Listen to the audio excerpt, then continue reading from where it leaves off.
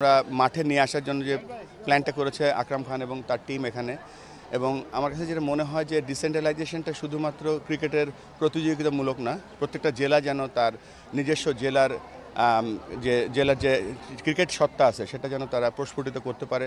বিভিন্ন উপজেলা থেকে স্ট্রং প্লেয়ারগুলো জেলাতে এসে খেলতে পারে, সেই জেলা একটা ভালো নট অনলি ক্রিকেট টিম করতে পারে, একটা ক্রিকেট পরিবার তৈরি করতে পারে, সেখানে ফিজিও ট্রেনার এবং সব সাপোর্ট স্টাফগুলো তৈরি করতে পারে। এবং প্রথম ইভেন্টে যে পরিমাণ সাড়া আজকে দেখলাম, সেটা শুধু এটা চিটাং শুরু করলো, আমরা আশা করবো অন্য অন্য রিজনগুলোতে এই ধরনের সুন্দর ব্যবস্থা গ্রহণ করবে।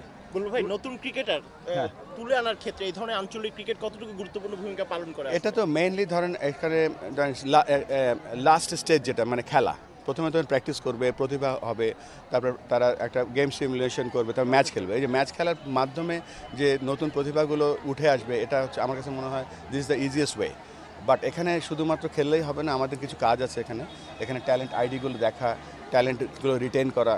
সো আমাদের কাজগুলো এখন বেড়ে গেল। আমাদের যে গেম ডেভেলপমেন্ট টিম আছে, হাই পারফরমেন্স টিম আছে, এখান থেকে আমরা সেরা ট্যালেন্টগুলো নিয়ে আমরা যেন আলটিমেটলি আমাদের পাইপলাইনটা স্ট্রং করতে পারি। শেষ প্রশ্ন করি, আমাদের দেশের ক্রিকেট স্কুল ক্রিকেট অবকাঠামো আমরা জানি যে গত সময়ে খুব একটা ভালো অবস্থায় নাই। আপনি আসছেন, অনেক আশা আছে, আমরা আপনার খেলা দেখেছি মাঠে।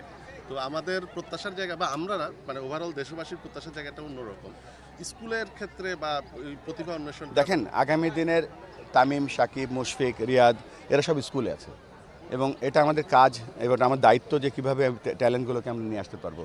স্কুল ক্রিকেট হয়তো অনেক দিন ধরে হচ্ছে, কিন্তু আমরা এবারে নতুন উদ্যোগে নতুন স্কুল ক্রিকেটটা করব, যেখানে শুধুমাত্র স্কুল ক্রিকেট খেলবেই না, সেখান থেকে একটা cricket country wide cricket fan তৈরি করব আমরা।